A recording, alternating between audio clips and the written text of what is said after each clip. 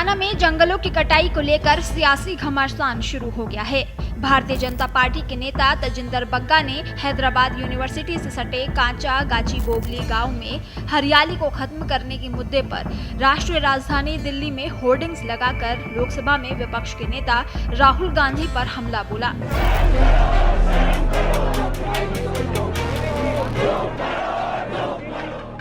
Hoardings पर लिखा था, राहुल गांधी जी कृपया तेलंगाना में हमारे जंगलों को काटना बंद करें।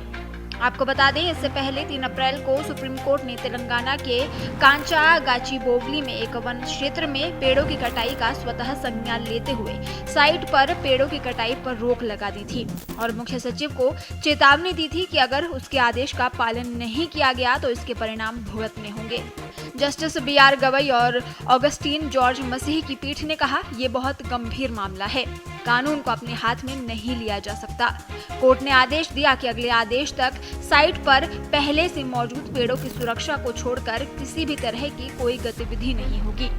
जब हैदराबाद विश्वविद्यालय के छात्रों ने जंगल को बचाने के लिए विरोध किया तो करीब 50 छात्रों को पुलिस ने हिरासत में लिया। भारत में खूबसूरत राष्ट्रीय पक्षी मोर को मारने पर 7 साल तक की सजा हो सकती है। कांग्रेस सरकार ने तेलंगाना में उसी मोर के घर को तबाह कर दिया। 400 एकड़ के जिस जंगल को काटा जा रहा है वो कांचा गाचीबोवली वन हैदराबाद केंद्रीय विश्वविद्यालय के पास है। राज्य सरकार इस हिस्से को IT पार्क बनाने के लिए खाली करवाना चाहती है, जिसका विश्वविद्यालय के छात्र छात्राएं और पर्यावरण कार्यकर्ता विरोध कर रहे हैं। उनका कहना है कि ये जंगल की जमीन है और इसे काटने से वहां रह रहे पशु पक्षियों और पर्यावरण को तो नुकसान होगा ही, साथ ही स्थानीय तापमान में भी बढ़ोतरी होगी। छात्रों, पर्यावरणविदों और स्थानीय लोगों का कहना है कि ये क्षेत्र जैव विविधता से समृद्ध है, जिसमें 455 से ज्यादा प्रजातियों के पेड़ पौधे, मोर, हिरण और अन्य प्रजातियों के वन्यजीव हैं।